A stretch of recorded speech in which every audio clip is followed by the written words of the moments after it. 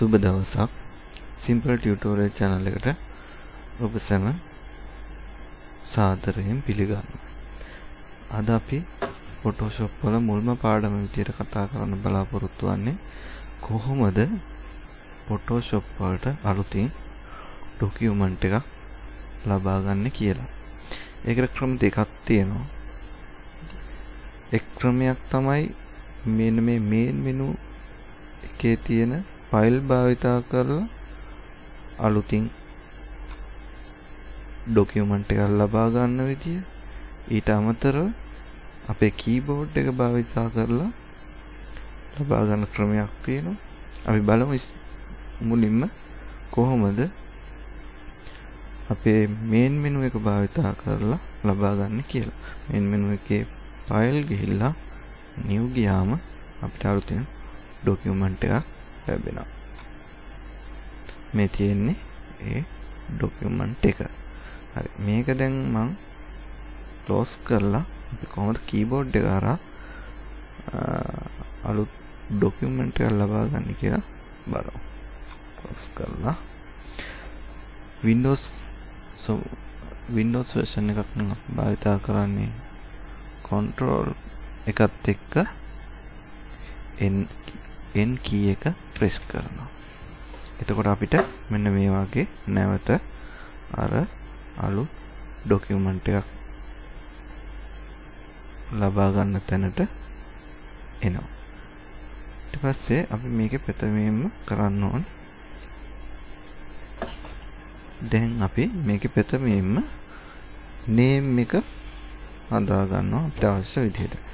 අපි කරන වැඩේට අදාළව මම මෙතන wedding කියලා ෆයිල් එකේ name එක වෙනස් කරනවා. ඊට පස්සේ අපිට මේකේ තියෙනවා කතා කරන්න ගොඩක් දේවල්. මෙතන තියෙනවා Photoshop වලින් හඳුන්වලා දීපු preset කියලා එකක්. මේක යටතේ තියෙනවා එක එක කැටගරි තියෙනවා. බලමු අපි කොහොමද ඒවා වෙනස් කරගන්නේ කියලා.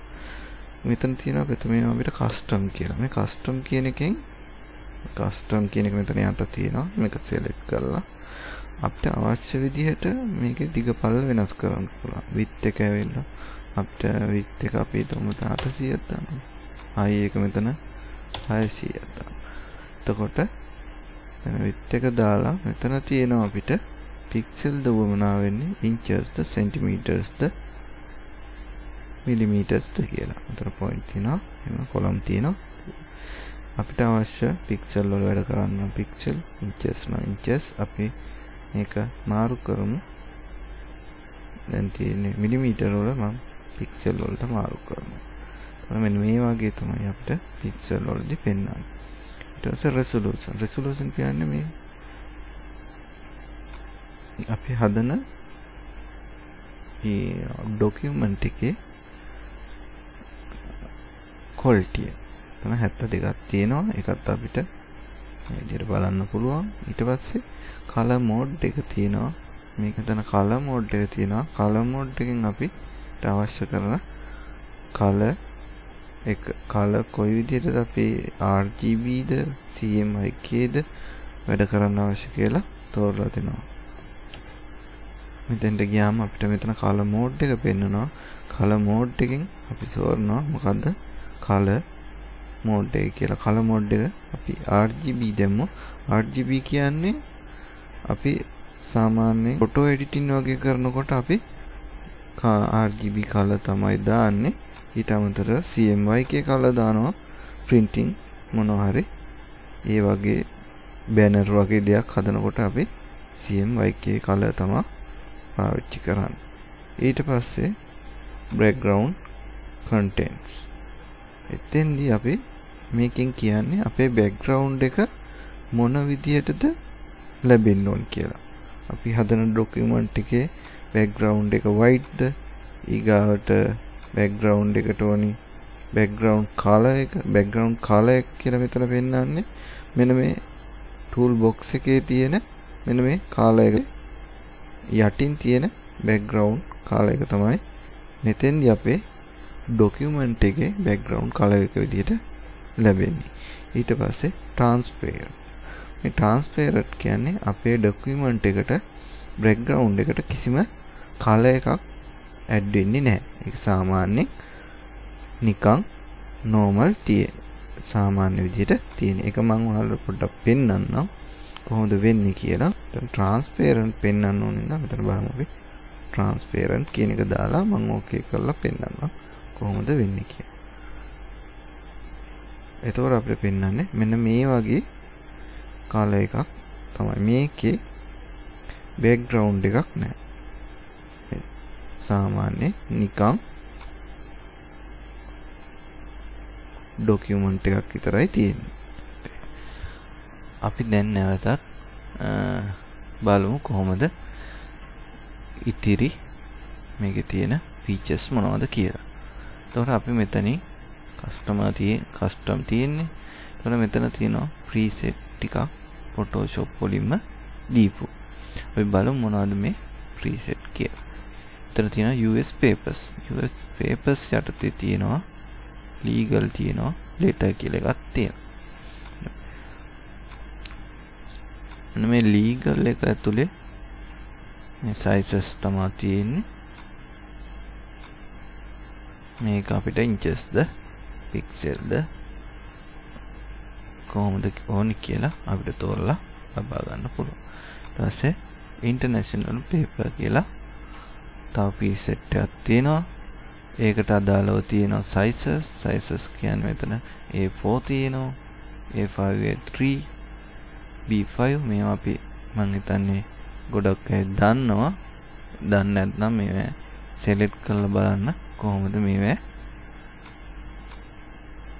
වෙනස් වෙන්නේ කියලා.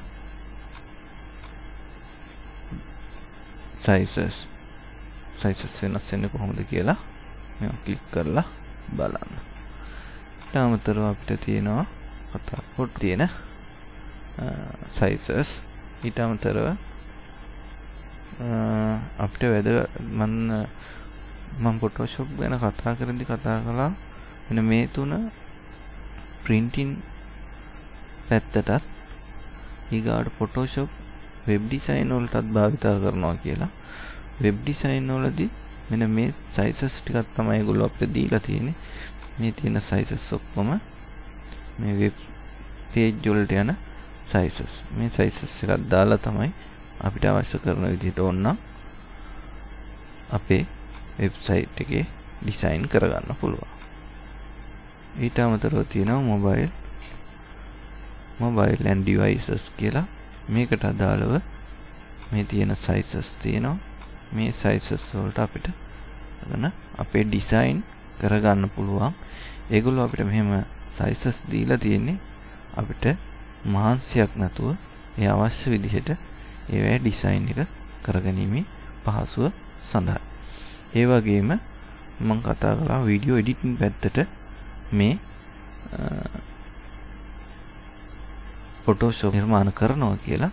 ඉතින් preset එක මේකෙදි අපිට NTSC format එක තියෙනවා. එතකොට PAL format එක තියෙනවා. මේ අවශ්‍ය විදිහට අපේ වෙනස්කම් කරලා අපිට ලබා ගන්න පුළුවන්. මම ඒකෙත් පොඩ්ඩක් පෙන්නන්නම්. PAL එකේ white screen එකක් දැම්මා. මෙන්න මේ වගේ එකක් තමයි අපිට පෙන්වන්නේ. එතකොට මේ තියෙනවා මේ අවශ්‍ය screen එකේ template එකක් විදිහටම හදලා තියෙනවා. හරි.